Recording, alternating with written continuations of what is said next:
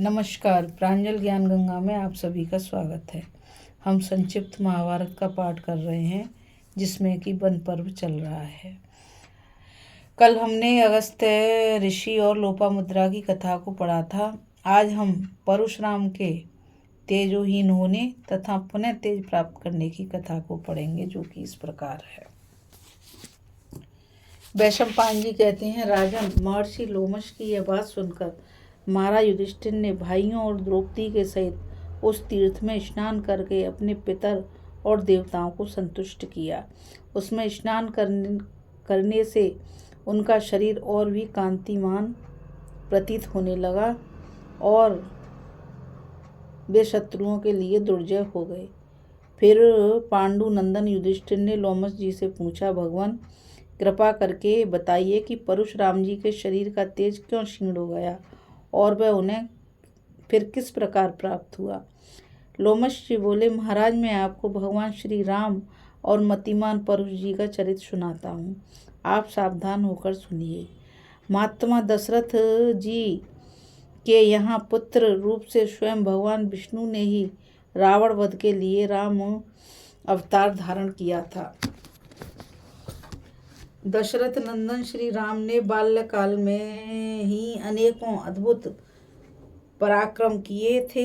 उनका श्वेत सुनकर रेणुकासुवन भृगुवर्य परशुराम जी को बड़ा कौतूहल हुआ और वे अपना क्षत्रियों का श्रृंगार करने वाला दिव्य धनुष ले उनके पराक्रम की परीक्षा लेने के लिए अयोध्यापुरी में आए। जब दशरथ जी ने उनके आगमन का समाचार सुना तो उन्होंने राजकुमार राम को सबके आगे रखकर अपने राज्य की सीमा पर भेजा। राम जी को प्रसन्न वदन और शास्त्रास्त्र से सुसज्जित देख परशुराम जी ने कहा, राजकुमार, मेरा यह धनुष काल के समान कराल है। यदि तुम में बल हो तो इसे चढ़ाओ। तब श्री राम ने परशुराम जी के हाथ से वह दिव्य धनुष ले लिया और खेल ही खेल में उसे चढ़ा दिया। फिर मुस्कुराते हुए उसकी प्रत्यंचा का टंकार किया। उसके शब्द से समस्त प्राणी ऐसे भयभीत हो गए मानो उन पर वज्र टूट पड़ा हो। इसके पश्चात उन्होंने परशुराम जी से कहा, ब्राह्मण, लीजिए, आपका धनुष तो चढ़ा दिया, अब और क्या सेवा करूं। तब परशुराम जी ने उन्हें एक दिव्य बाण देकर कहा कि इसे धनुष पर रखकर उसे कान तक खींचकर दिखाओ। यह सुनकर श्री रामचंद्र ने कहा, भृगुनंदन, आप बड़े अभिमानी जान पड़ते हैं। मैं आपकी बातें सुनकर भी अनसुनी कर रहा हूँ। आपने अपने पितामह ऋचिक की कृपा से विशेषतः क्षत्रियों को हराकर यह तेज प्राप्त किया है। निश्चय ही इसी से आप मेरा भी तिरस्कार कर रहे हैं। अच्छा, मैं आपको दिव्य नेत्र देता हूँ, उनसे आप मेरे स्वरूप को देखिए। तब भृगुश्रेष्ठ परशुराम ने भगवान श्री राम के शरीर में आदित्य, वसु, रुद्र, शाद्य, मरुदगण, पितर, अग्नि, नक्षत्र, ग्रह, गंधर्व, राक्षस, यक्ष, नदियां, तीर्थ, बालखिल्यादि, ब्रह्मभूत, सनातन, मुनिवर, देवर्षि तथा संपूर्ण समुद्र और पर्वतों को देखा। इनके सिवा उन्हें उसमें उपनिषदों के सहित वेद, वषटकार और यज्ञादि के सहित सजीव शाम श्रुतियाँ और धनुर्वेद तथा मेघ, वर्षा और विद्युत भी दिखाई दिए। फिर भगवान श्री राम ने वह बाण छोड़ा तो बड़ी बड़ी लपटों के सहित सूखा वज्रपात होने लगा। सारा भूमंडल धूलश्रवा और मेघ वर्षा से छा गया। पृथ्वी कांपने लगी तथा सर्वत्र भीषण आघात और भयंकर शब्द होने लगे।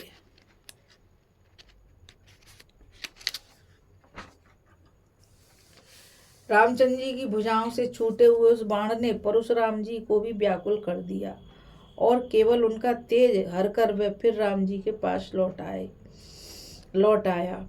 जब उन्हें कुछ चेत हुआ तो उनके शरीर में मानो प्राणों का संचार हो गया और उन्होंने भगवान विष्णु के अंशरूप भगवान श्री राम को प्रणाम किया।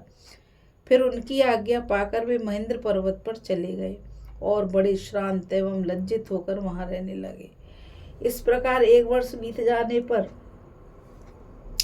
जब पितृगण ने देखा कि परशुराम जी बड़े निस्तेज हो रहे हैं, तो उनका सारा मद चूर चूर हो गया है और वे अत्यंत दुखी हैं, तो उन्होंने उनसे कहा,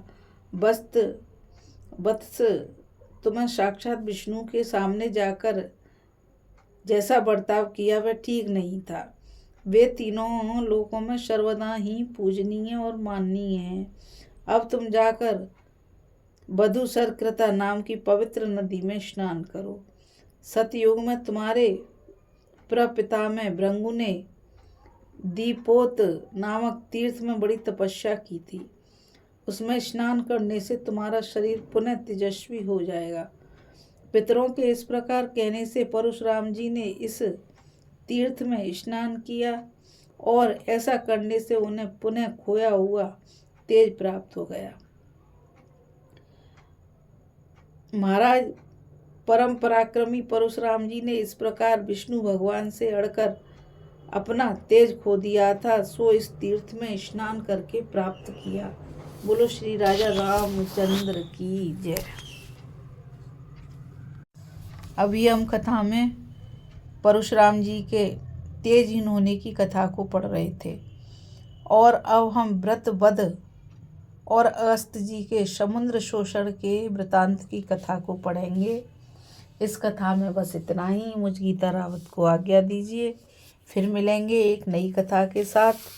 और मैं आप सभी से यही कहना चाहूँगी कि इस चैनल को ज़्यादा से ज़्यादा लाइक, शेयर और सब्सक्राइब कीजिए, ताकि यह अमूल्य ज्ञान अधिक से अधिक लोगों तक पहुँच सके। राधे राधे। जय श्री कृष्णा। नमस्कार।